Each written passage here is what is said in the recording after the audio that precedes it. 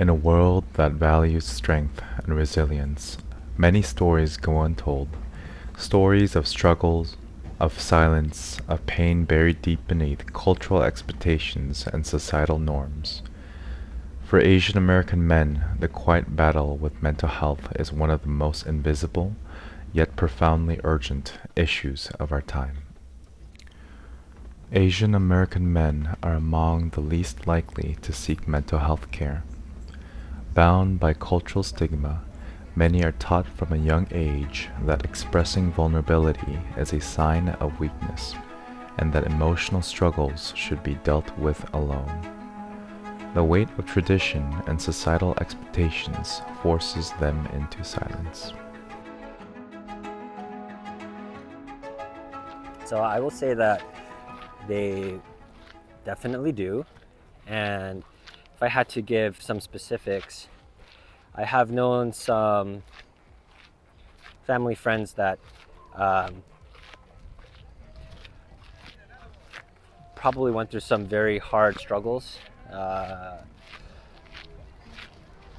And I don't think they really felt at liberty to talk about it or really go into the specifics or details because of the stigmas that still kind of float around talking about or really experiencing mental health in Asian communities in general.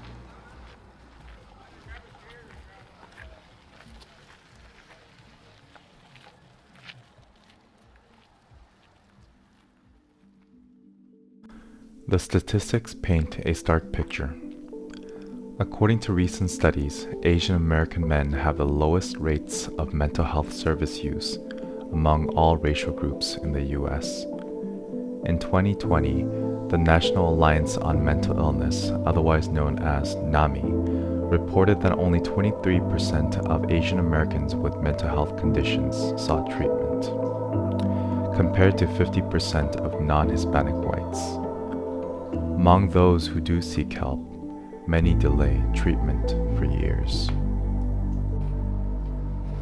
Do I think Asian American men can talk about their mental health? I think it's difficult for the most part. I think they can, but I think it's far less common than it is, or it's pretty rare. It's I think the majority of the time it doesn't really happen, and I think it's related to the kind of the culture from which Asian Americans come from, by which I mean Asians from Asian countries. And for myself, my experiences within the East Asian community, the first generation men were generally very, I'd say somewhere between stoic and just generally terse. Not a generation that really talked much about their feelings or what they were going through.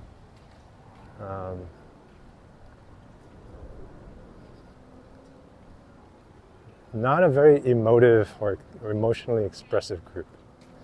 And so that's what we saw, at least in my experience, that's what we saw modeled. And so that's what we took after. And I think a lot of, at least my peers, had similar experiences. It seems pretty typical that the fathers of my friends were not people who spoke about mental health. The values or metrics on which conversations were had were around performance and achievement. The questions you got asked as a kid were, how are you doing in school? And the report card is what mattered.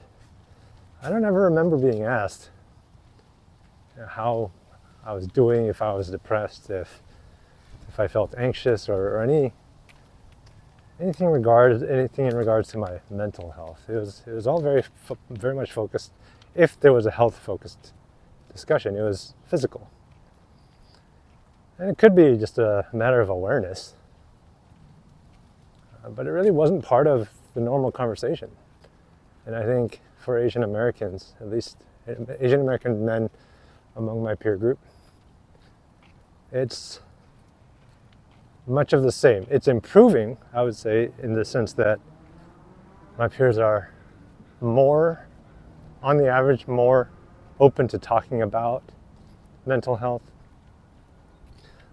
open to the fact that it's something to be taken seriously, to be discussed, to be addressed. But it's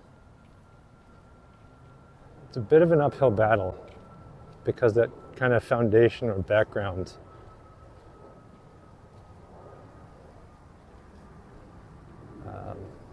isn't really there. That familiarity that enables you to talk about something freely isn't really there. And so among my friends, even those to whom I'm pretty close, it's not too much of a frequent topic, if at all. So I think, they can talk about mental health, but it's uncommon and it's often difficult. There's more stigma associated with it.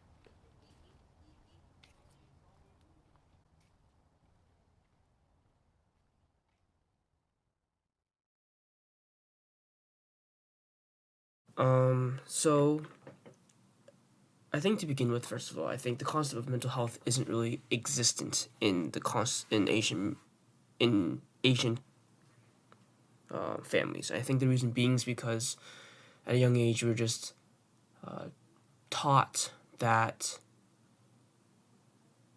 hard work equals success, and so from school, giving us so much extracurriculars, the idea was that, if the more things you can show for your work, quote unquote, the more successful you get. This is why when we were younger, extracurriculars, good grades, right, going to the highest university, the best universities, right,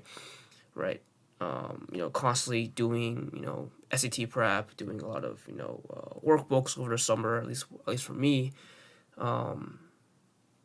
There's no addressing, how you're feeling, what makes you upset, what angers you, it becomes very much more of, you can figure it out, just push through it.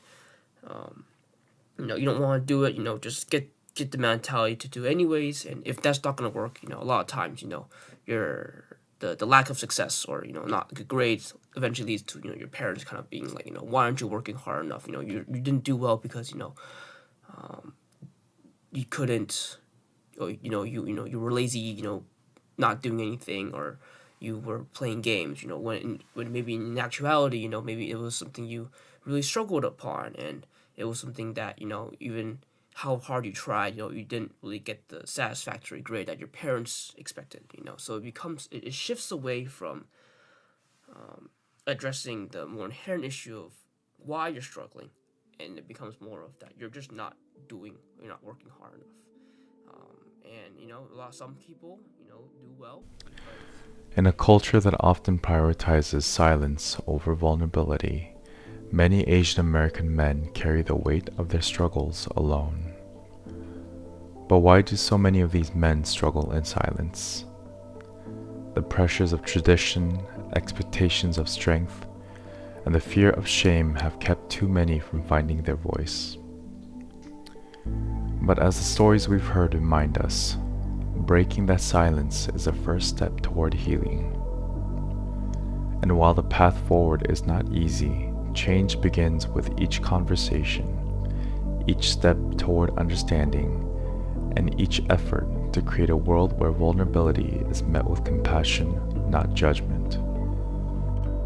By shedding light on these struggles, we hope to empower more men to speak out and seek the help they deserve.